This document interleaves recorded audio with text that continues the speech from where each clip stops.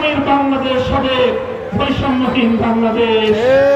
আগামীর বাংলাদেশ হবে ভারতের আধিপত্যবাদ মুক্ত বাংলাদেশ। আব্দুল কাইয়ুম মাদানী নারায়ণগঞ্জ 2 আসনে মাওলানা আশরাফ হোসেন, নারায়ণগঞ্জ 3 আসনে জনাব শাহজাহান শিবলি, নারায়ণগঞ্জ 4 আসনে খন্দকার আনোয়ার হোসেন ও নারায়ণগঞ্জ 5 আসনে ডক্টর আলামিন রাকিব। এই 5 ব্যক্তিকে আমি মেহনতি মানুষের প্রতি ভিক্ষার আমানত দিয়ে আপনাদের হাতে রেখে গেলাম।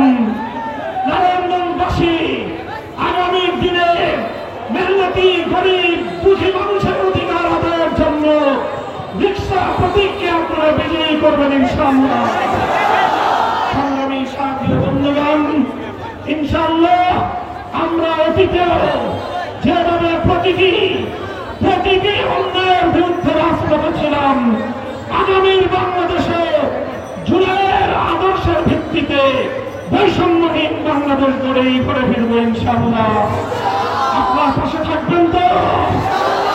আগামী 12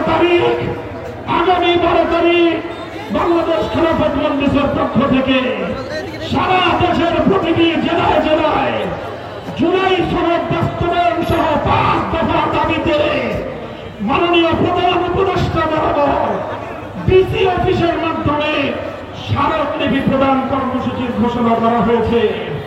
সেই স্মারকলিপি কর্মসূচিতে আপনারা সকলে অংশগ্রহণ করবেন ইনশাআল্লাহ। আমি আপনাদের সাথে প্রতিশ্রুতি দিচ্ছি ইনশাআল্লাহ আগামীর বাংলাদেশ হবে বৈষম্যহীন বাংলাদেশ। আগামীর বাংলাদেশ হবে ভারতের আধিপত্যবাদ মুক্ত বাংলাদেশ। বাংলাদেশে আর ভারতপন্থী অথবা আমেরিকাপন্থী কোন রাজনীতি চলবে না। আগামীর বাংলাদেশে চায়নাপন্থী আর পিন্ডিপন্থী রাজনীতি চলবে না। আগামীর বাংলাদেশে বাংলাদেশপন্থীদের রাজনীতি চলবে ইনশাআল্লাহ। যারা বাংলাদেশপন্থী উদাত্ত আহ্বান জানাই, আসুন হাতে হাত রাখি বাংলাদেশপন্থীদের সর্ববৃহৎ ঐক্যবদ্ধ একটি অবস্থান নিয়ে ত্রয়োদশ জাতীয় নির্বাচনে দেশপ্রেমিক ইসলামী শক্তি ইনশাআল্লাহ জনতার রায় নিয়ে আগামীর বাংলাদেশ পরিচালনা করবে। আল্লাহ পাক রব্বুল আলামিন আপনাদের সকলকে উত্তম বিনিময় দান করুন।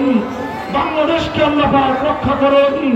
বাংলাদেশকে আল্লাহ পাক আগামী দিনে ইসলামের ঘাঁটি হিসাবে কবুল করুন।